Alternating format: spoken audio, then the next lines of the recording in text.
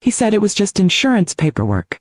Said all I needed to do was sign and he'd take care of the rest. So I did. I trusted him. I didn't ask questions, my eyes were tired and he was my husband. But what I signed wasn't insurance. It was the deed. The deed to the only piece of land my father ever owned. The land he built with his bare hands. The land he made me promise never to give away. And I didn't just give it away. I handed it over, blind. He smiled while I did it, like I was doing something smart. But to him, it was just dirt. To me, it was blood. Thank you for being here with me today. I know you could be watching anything else, but you chose to sit with an old woman and hear her truth. That means more than you know. Before I get deeper into this story, I'd love to know, where are you listening from? What city? What state? Leave it in the comments below. And if you've ever had someone take your trust and twist it into something ugly, if you've ever felt fooled or used or left holding the pain while someone else walked away clean, then this story is for you. You're not alone. I see you, I feel you, and I invite you to share your truth too. You can write it down in the comments, or send it to the email I left below on the description. Sometimes just saying it out loud is the first step toward healing. Let's be brave together. My name's Loretta May. I'm 78 years old. I was born right here in Mississippi, on the same land my daddy worked from sunup to sundown. He used to say, "This land is our bones, baby girl. You don't sell your bones." And I never planned to. I married Walter when I was just 34. He was quiet, polite, the kind of man who always pulled out chairs and said grace before dinner. I thought he was the answer to prayer. We were together for 42 years. We raised 3 kids, though only 2 are still living. I buried my parents on that land, laid my mama to rest under the pecan tree, my daddy right beside her.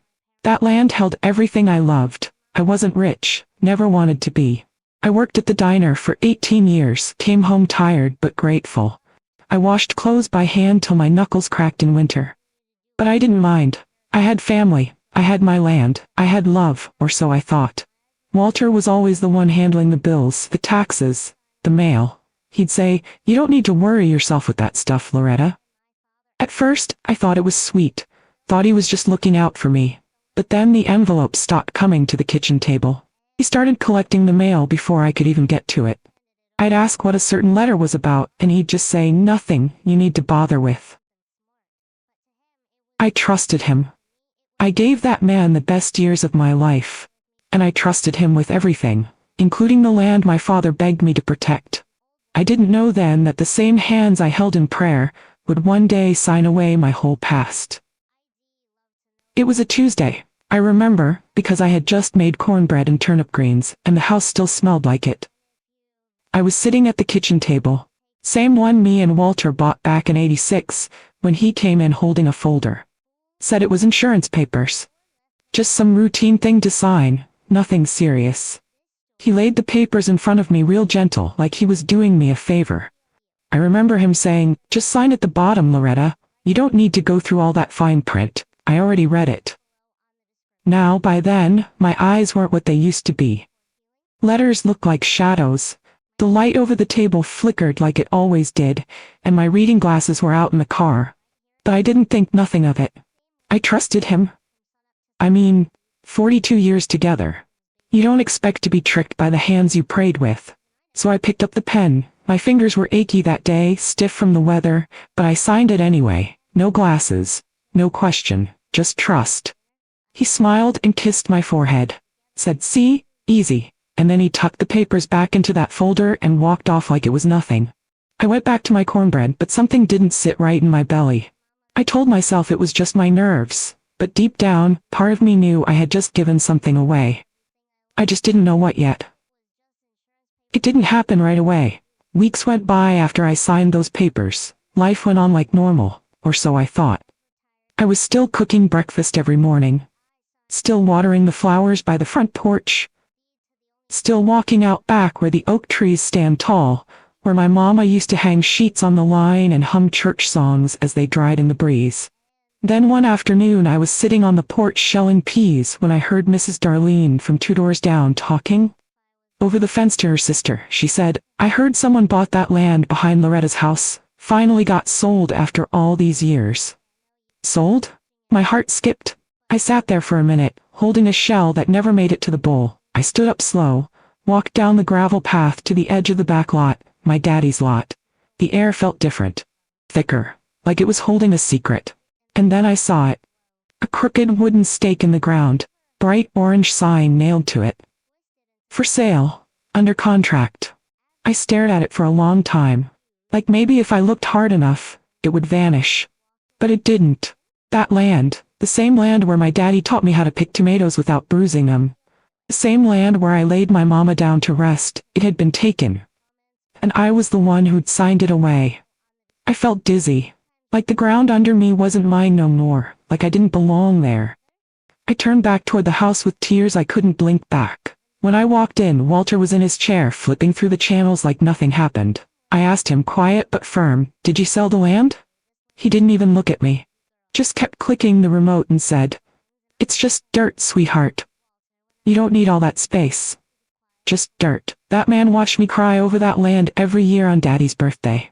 He knew it wasn't just space, it was my history, my promise, my whole childhood wrapped in soil and roots and memories. And he sold it with a smile. Right then something broke in me. Not loud, not messy, just a quiet kind of break. The kind that don't scream, but never heals the same again. About a week after I saw that for sale sign, my granddaughter Jasmine came to visit. She's my youngest son's child. 23, smart as a whip, bold too. Always asking questions, always watching. She walked in the house, gave me a big hug, and right away she said, "Grandma, why you look so tired? Where's your shine?" I just smiled and shook my head. Told her I was fine. But Jasmine don't miss nothing. She noticed the sign in the backyard before I even mentioned it, walked straight to the window and said, "Who's selling that land? Ain't that yours?" That's when the tears came again, and I told her everything. How Walter had me sign what he said was insurance paperwork, how I trusted him, how I didn't read it, how he said it was just dirt. Jasmine didn't say a word at first. She pulled out her phone, sat at the kitchen table, same place I'd signed my future away, and started looking things up. Fast fingers, brows furrowed. Then she looked up at me, her voice shaking. "Grandma, this ain't insurance. This is a property transfer. He had you sign over the deed. This was planned." My chest got tight all over again, like I was reliving it. But this time, I wasn't alone. She kept digging. Found the buyer's name, the date it was filed, even printed out the documents for me to see. I held those papers in my lap and just stared, whispering over and over, "My daddy's land. My daddy's land." Jasmine slid her hand over mine and said, "We're not letting this go. You didn't come this far to be taken for a fool, Grandma." That was the first time in weeks I felt my backbone start to come back. Not all at once, but enough to sit up straight.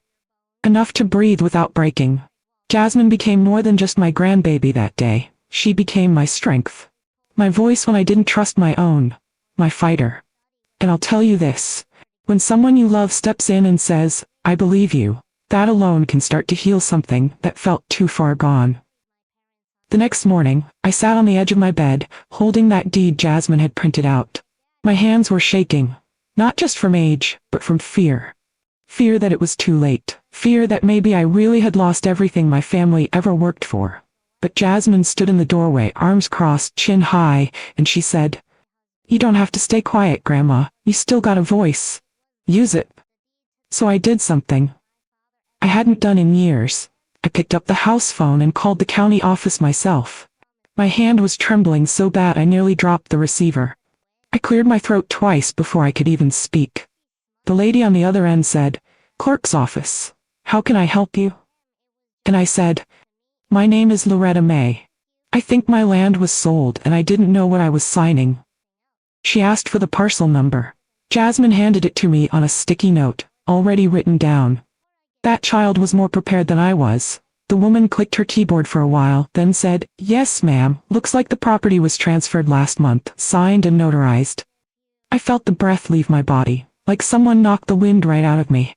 I said, "But I didn't mean to sell it. I didn't know that's what I was signing." There was silence on the other end. Then she said something that stuck with me. "Ma'am, if you signed it, even without understanding, it's legal. I'm so sorry." I hung up that phone and just sat there, didn't cry, didn't move. Just sat in the quiet and let the truth settle deep inside me. But Jasmine, Lord, that girl wouldn't let me sink. She sat beside me and said, "Okay, so it's legal. But that don't mean it's right. And it sure don't mean you stop fighting. You're Loretta May, you're my grandma. You still got breath in your lungs and fire in your bones." That lit something in me. Maybe I couldn't get the land back with one phone call. Maybe the law was already written on paper. But that didn't mean I had to sit in silence while they buried my history. For the first time since it all happened, I felt my voice again. Not loud, not proud, but there, and alive. I looked Jasmine in the eye and said, "Let's find out what I can do next." That was the day I stopped being afraid and started taking my life back. I waited till the sun was low in the sky, that time of day when shadows stretch long across the porch and everything feels heavy. Walter had just come back from the store, carrying a bag of things I didn't ask for and didn't need. He walked in like nothing had happened. Like he didn't pull the roots right out from under me and leave the soil bare. He set the bag on the counter and said, "Got your favorite tea?" Like tea could fix betrayal. I stood there in the doorway of the kitchen, holding that folder Jasmine printed for me, hands steady this time. My voice didn't shake. I looked him right in the eye and said, "Did you think I wouldn't find out?" He didn't answer at first, just leaned back in the chair like it was too much trouble, like he was tired of being caught. Then he shrugged. "You signed it, it was just sitting there, not being used. It's just dirt, Loretta. Just dirt?" I stepped closer and laid that folder on the table with a firm hand. Jasmine was behind me, quiet, recording everything on her phone in case we needed it.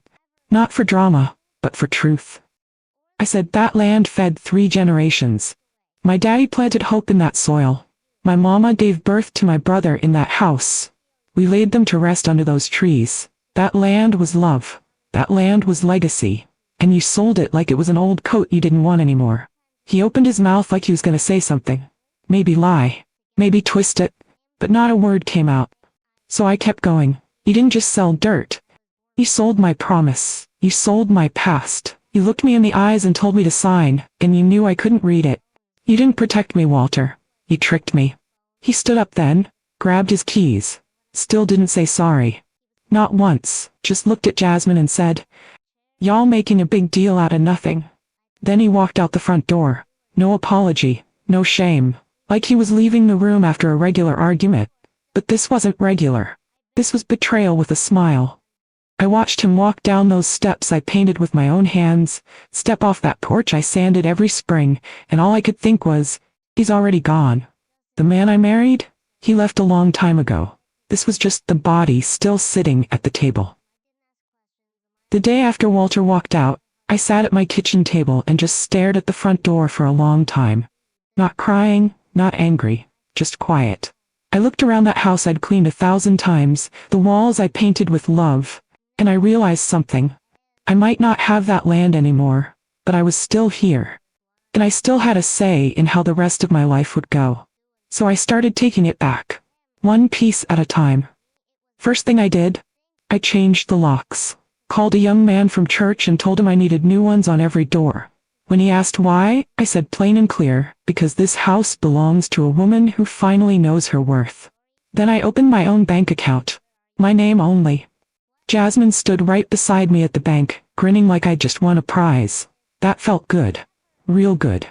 Felt like opening a window after years of breathing through smoke.